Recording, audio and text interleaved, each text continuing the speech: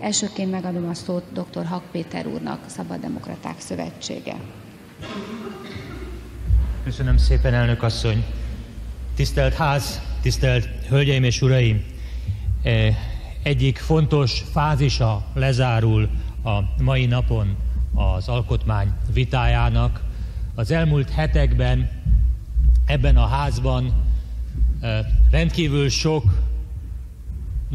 fontos és értékes felszólalás hangzott el az alkotmány egészéről, az alkotmányozási folyamatról és az alkotmány egyes rész elemeiről, az egyes intézmények mellett és ellen igen színvonalas, szakmailag is alátámasztott érveléseket hallhattunk.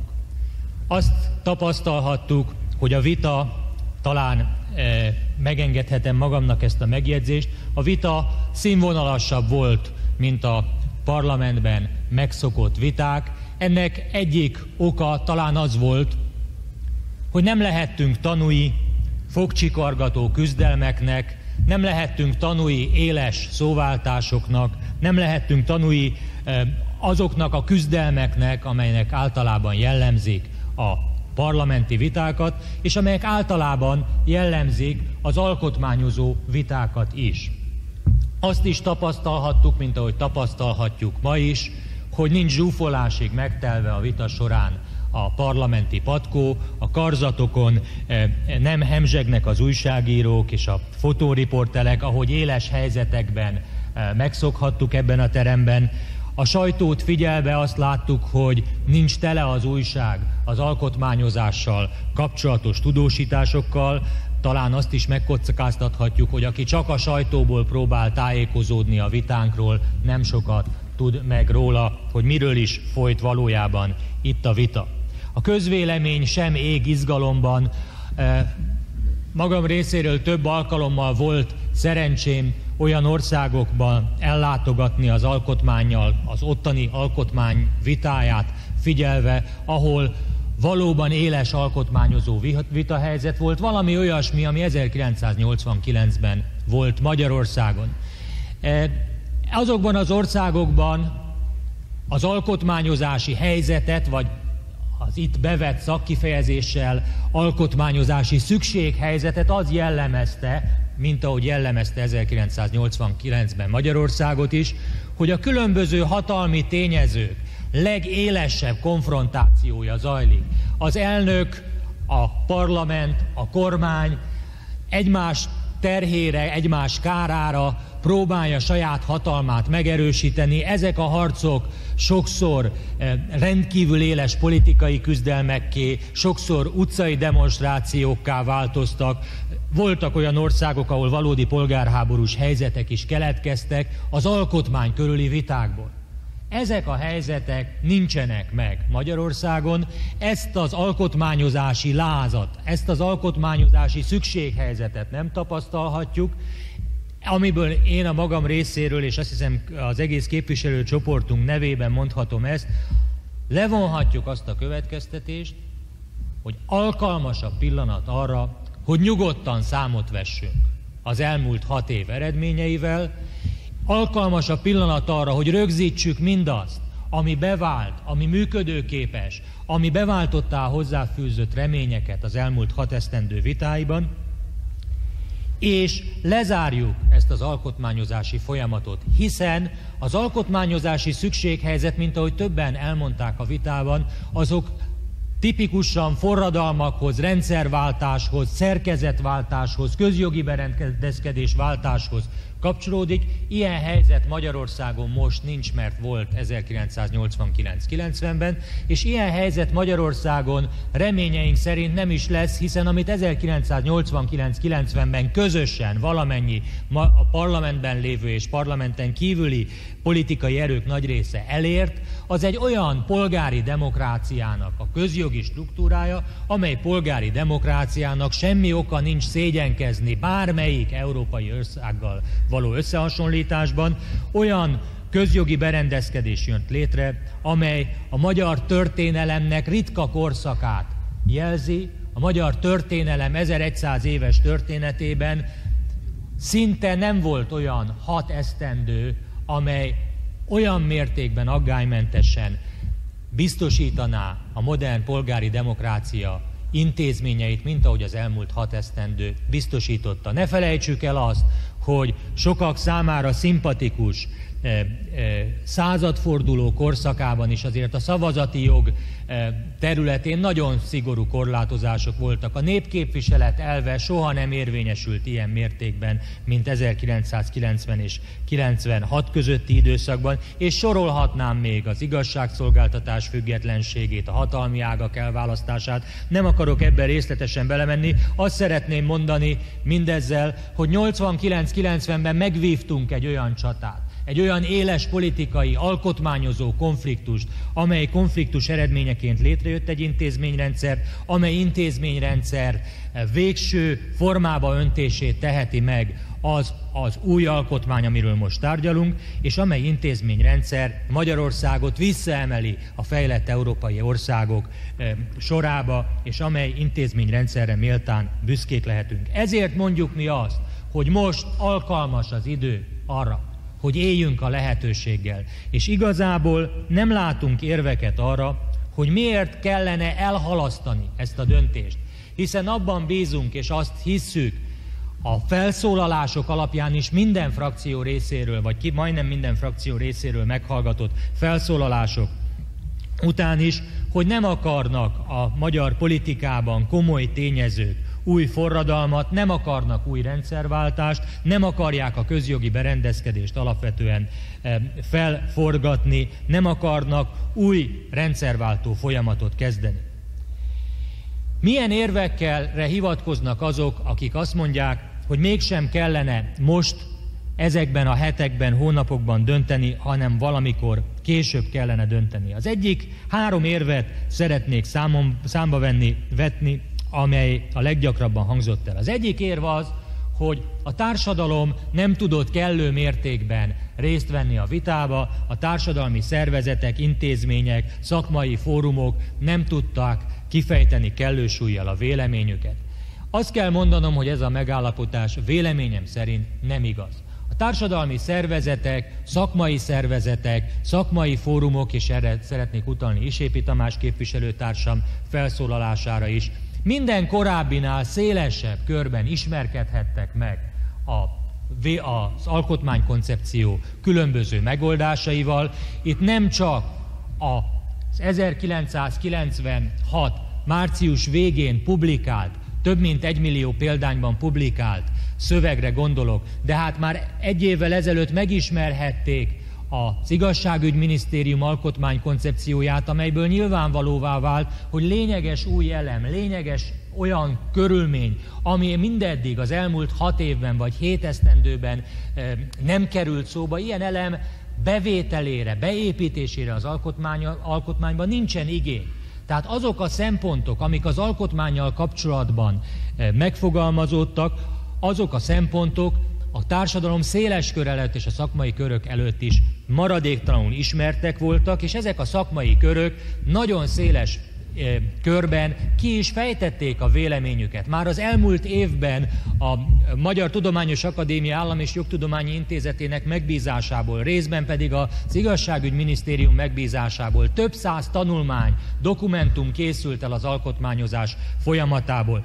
Az elmúlt 2 hónapban, nem 45 napban, hanem több mint 2 hónapban szintén több száz észrevétel érkezett a lakosság különböző csoportjaitól, egyénektől, szervezetektől, szakmai fórumoktól, egyházaktól, különböző érdekképviseleti szervezetektől, amelyek nagyon részletesen és nagyon alaposan fejtették ki a véleményüket, de azt is el kell mondani, hogy ezek a vélemények tulajdonképpen rendszerbe szedve ugyanazok a szempontok, amelyek már évek óta megjelennek a vitában. Tehát ezért véleményem szerint nem áll az az állítás, hogy nem volt mód, nem volt lehetőség a széleskörű bekapcsolódásra az alkotmányozó folyamatba. Akik ezt hangsúlyozzák, azt is el kell mondanom, azok a szervezetek, amelyek ezt hangsúlyozzák a parlamenten kívül, tipikusan azok a szervezetek, amelyeknek a dolog érdemével kapcsolatban legkevesebb mondani valójuk van. Azok a szervezetek, amelyeknek a dolog érdemével kapcsolatban van mondani valójuk, és ezt eljuttatták a vitába, azok nem is sérelmezik többnyire a bekapcsolódás lehetőségének a hiányát. A másik szempont, ami a társadalmi részvétel, szakmai vita, szakmai kiérleltség hiányát emlegetőkkel szemben felhozható, hogy ez az érvelés bizonyos értelemben nélkülözi a logikát. Nélkülözi a logikát, mert azt mondja, hogy ne hozzuk meg ezt az alkotmányt, amihez több száz szakmai észrevétel érkezett, ne foglaljunk erről állást, hanem hagyjuk meg még 2, 3, 4, 5 évre, ki tudja hány évre azt az alkotmányt, ami 1989-90-ben megszületett, és amiről tegyük a szívünkre a kezünket, nem igazán jelent meg olyan mértékben szakmai publikáció és társadalmi részvétel. Itt az iménti vitában szóba került a konstruktív bizalmatlansági indítvány, hát azért megint csak tegyük a szívünkre a kezünket, a konstruktív bizalmatlansági indítványt annak idején 90-ben a politikai pártok, a parlamenten kívüli pártok, a szakmai szervezetek, különböző fórumok mind-mind kritizálták. Azoknak a mentségére, akik ezt bevezették, ezt az intézményt, el kell mondani, most viszont senki nem szorgalmazza, hogy szüntessék meg. Tehát akik annak idején kritizálták, egyikük sem említi azt fel, hogy most itt az alkalom, szüntessük meg a konstruktív bizalmatlansági indítványt. Ez azoknak a történelmi érdeme, akik annak idején bátrak voltak, hogy adott esetben a közvélemény nyomásával szemben is bevezettek egy intézményt, amely 6 év alatt úgy tűnik, hogy beváltotta a hozzáfűzött reményeket, és a kritikák hát elenyésztek. De amit mondani szeretnék, hogy olyan alkotmányt megőrizni, amiről igazából nem volt társadalmi vita, nem volt szakmai vita, nem volt olyan széleskörű, nemhogy 40 órás vita nem volt, hát néhány órás nyilvános vita sem volt. Ezt megtartani azért, hogy nehogy egy olyan alkotmányt hozzuk, amit azért mégis a társadalom széles köre megvitatott, ez szerintem, még egyszer mondom, nélkülözi a logikát. A másik érv, amit el szoktak mondani, hogy nem kell most 1996-ban meghozni, ráérünk még, halaszthatjuk tovább ennek az alkotmánynak a megalkotását. Ezzel kapcsolatban ismét szeretném leszögezni az SZDSZ nevében, hogy nem tudtak minket meggyőzni arról, hogy amiből most nem tudunk megállapodni, abban miért tudunk majd 97 elején megállapodni. Ma is azt látjuk, 2 év van még a választásokig, de már a pártok programjaiban, deklarációiban megjelenik a választásokra való előretekintés. Miért hiszi azt bárki, vagy miért próbál arról meggyőzni minket, hogy 97-ben, 1 évvel a választások előtt nagyobb lesz a kompromisszumkészség a politika tényezői között, mint most? Miért állítja bárki is, hogy 98-ban a választások évében nagyobb lesz a kompromisszumkészség, mint most? És miért hiszük azt, hogy ha most nem sikerül kompromisszumot kötni, most nem sikerül megállapodni, akkor majd 98-at követően vélhetően megint ugyanezek a politikai tényezők, itt szeretnék újra utalni arra, amit Bauer Tamás előttem elmondott, hiszen ugyanezek a politikai tényezők voltak már 90 óta ebben a parlamentben, 98 után valószínűleg nagy mértékben ugyanezek a politikai tényezők. Miért fognak jobban megállapodni, ha most kudarcot vallunk, mint ahogy most meg tudnánk állapodni? Ezért mi azt állítjuk, hogy ha most nem tudunk megállapodni, akkor akár évtizedekre elhalasztódhat az új alkotmány megalkotása, és ez nagyon sok kárral jár. Erről a vitában nagyon sokat beszéltek, ezeket nem akarom megismételni.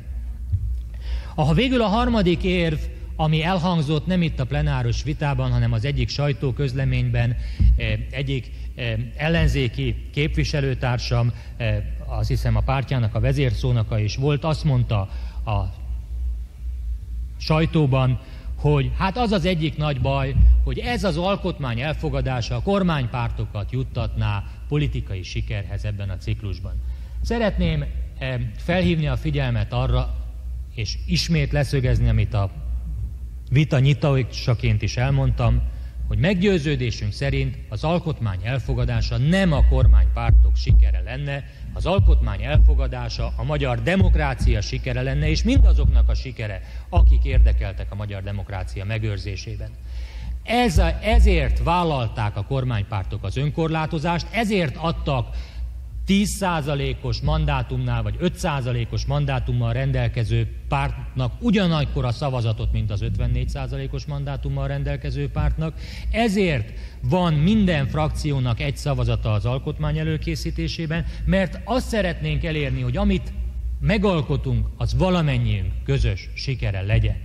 De még ha úgy is lenne, hogy a kormánypártok sikere lenne, amit még egyszer állítok, szerintem nem így van, akkor én azt hiszem, hogy el kell gondolkodni annak az ellenzéki pártnak, amely csak azért ellenzi az alkotmányozást, hogy nehogy a kormánypártok politikai sikerhez jussanak, hogy ez mennyire a demokrácia vagy az alkotmányosság mellett elkötelezett álláspont, nem csak szűk pártpolitikai érdek, adott esetben korlátolt elfogultság, az a szempont, hogy csak azért ne szülessen meg most az alkotmány, mert akkor jaj, a kormánypártok sikerhez jutnának. Szeretném hangsúlyozni még egyszer, nem a kormánypártok sikere lenne, hanem a magyar demokrácia iránt elkötelezettek és az alkotmányosság iránt elkötelezettek közös sikere lenne, akik ennek a patkónak valamennyi oldalán ülnek, és akik a felszólalásaikkal is kifejezték ilyen irányú eltökéltségüket. Tisztelt Ház, tisztelt Hölgyeim és Uraim! Az SZDSZ véleményét képviselőtársaim a vitában elmondták. Az SZDSZ részéről voltak, akik többször is megszólalva az alkotmány szinte minden részével kapcsolatban hallhatták a véleményünket. Felszólalt a frakciónk részéről Bauer Tamás, Dornbach Alajos, Fodor Gábor, Gulyás József, Hankó Faragó Miklós, Horn Gábor, Juhász Pál, Kaszás Tibor, Kőszeg Ferenc, Molnár Péter, Mészáros István László, Szigeti István, Tardos Márton és Vekler Ferenc. Ők az ő felszólalásaikat, az ő általuk elmondott érveket az egyes intézményekkel kapcsolatban nem kívánom megismételni, mert szemben egy korábbi megszólalással én azt gondolom, hogy ebben a vitában a felszólalók szinte kivétel nélkül mind alapos szakmai érveket, alapos felkészülés után mondtak el. Ezeknek a hátralevő 11 néhány percben a megismétlésére nincsen mód és nincsen lehetőség. Én a záró felszólalásomban azon túl, hogy az alkotmány megalkotásának szükségessége mellett érvelek, szeretném felhívni a figyelmet az igazán vitatott kérdésekkel kapcsolatban néhány elemre.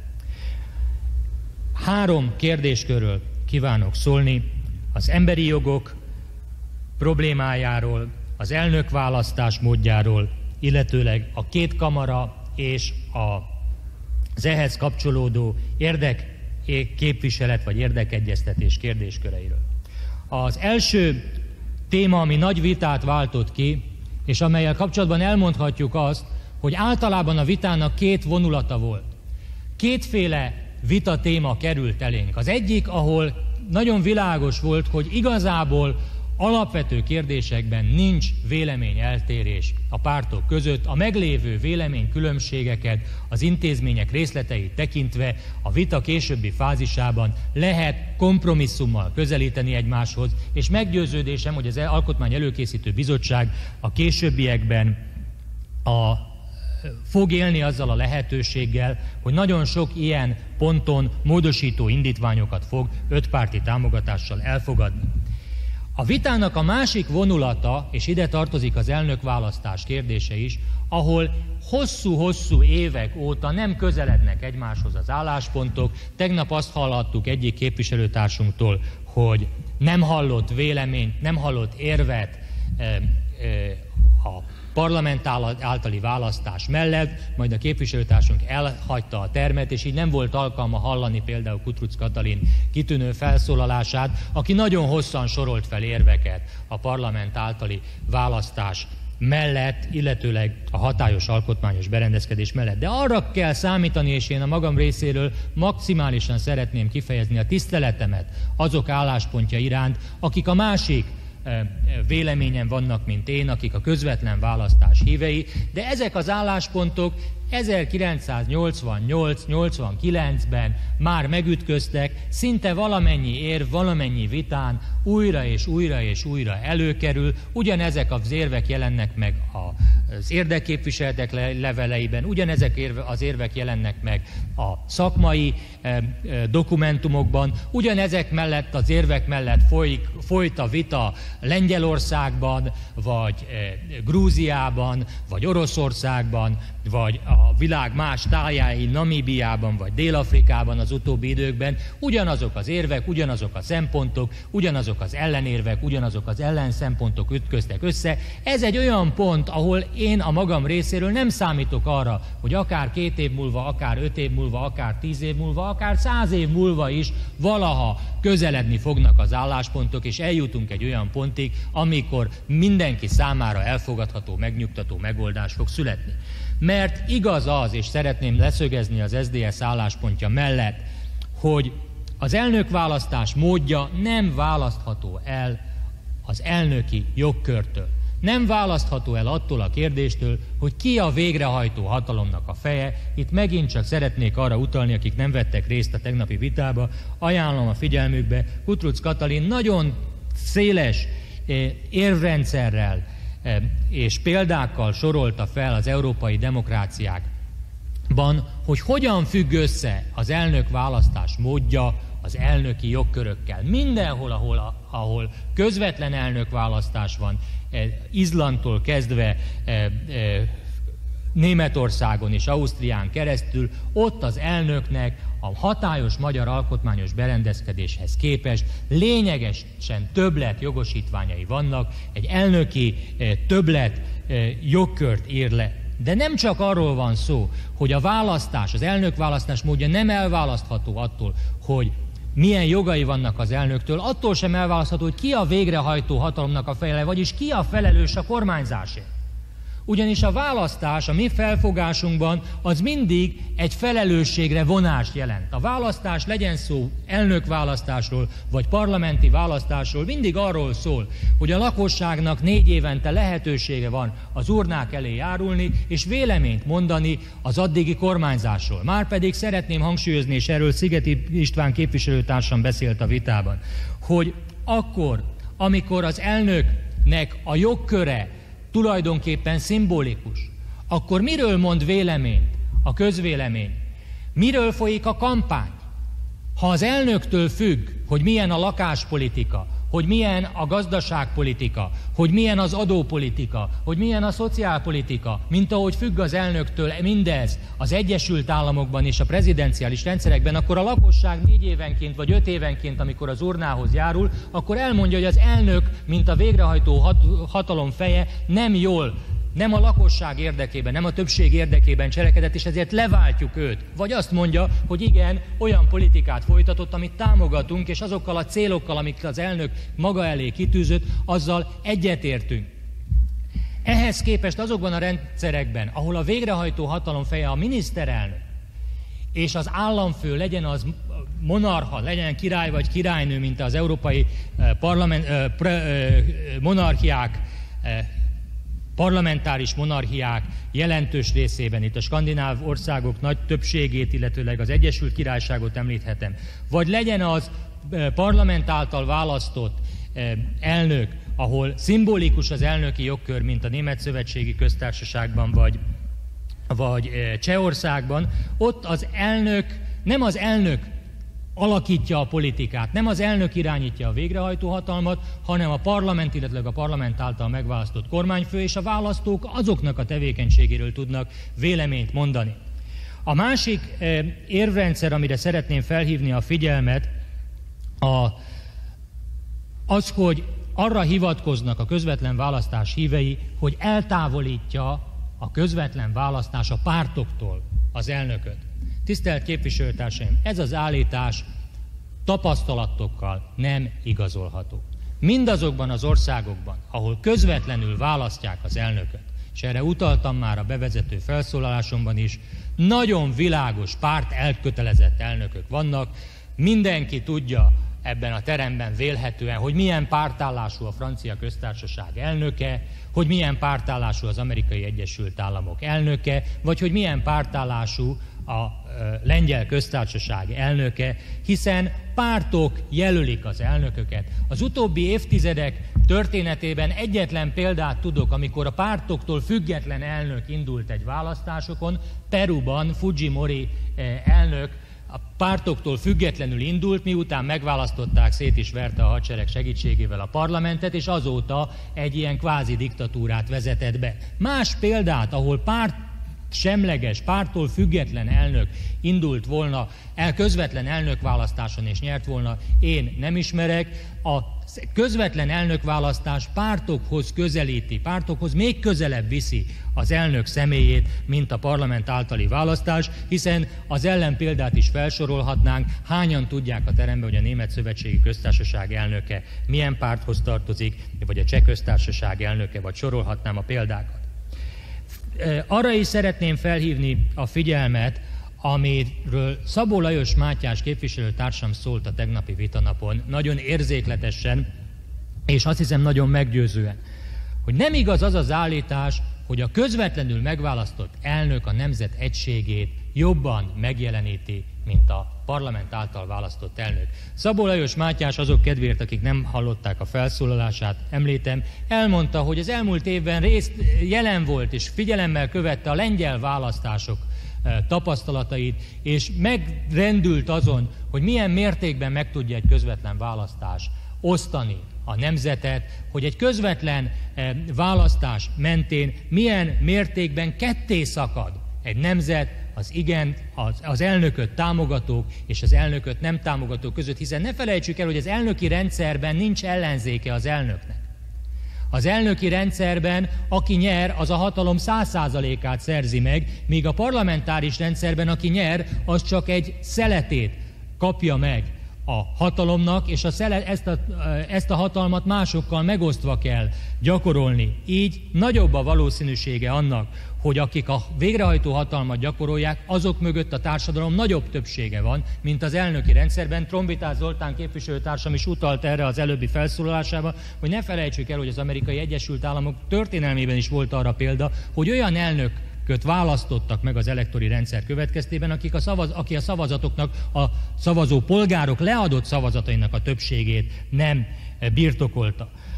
Azokban az országokban is, ahol az elnököt már hagyományosan közvetlenül választják, és én nem állítom, hogy ez kevésbé demokratikus rendszer. Azokban az országokban is láthatjuk, hogy az elnökválasztás nagyon élesen meg tudja osztani a nemzetet, a közvéleményt. A francia elnökválasztások után rövid idővel nagyarányú sztrájkok és megmozdulások voltak Franciaországban az elnök politikájával szemben, tehát az az állítás sem fedi a valóságot, hogy az elnök szükségképpen jobban fejezi ki a nép egységét, megint csak a lengyel példát és más példákat is lehet említeni.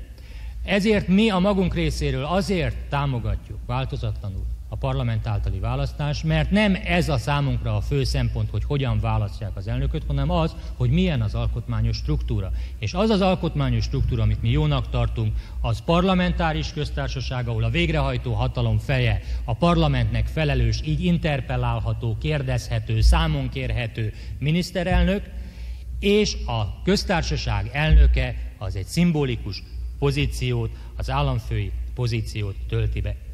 Tisztelt elnök asszony, szeretném megkérdezni, hogy az SZDSZ számára még jócskán maradt idő.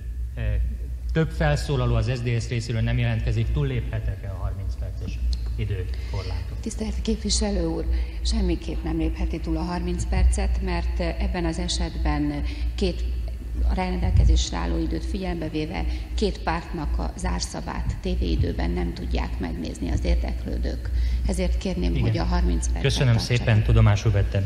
Tisztelt Ház, azt gondolom, hogy zárszóként azzal szeretném akkor befejezni, hogy azokban a vitatémákban, ahol a legnagyobb megosztottság volt, így az elnökválasztás kérdése, vagy említhetném a szociális jogok kérdését, vagy az érdekképviselet kérdését. Az SZDSZ nyitott a tárgyalásokra, de ezeknek a tárgyalásoknak, a kompromisszumkészségnek a határát abban látjuk, hogy nem szeretnénk feladni sem azt az alkotmányos berendezkedést, amelyet a rendszerváltás 1989-90-ben létrehozott, tehát ezen lényeges változást nem szeretnénk végrehajtani.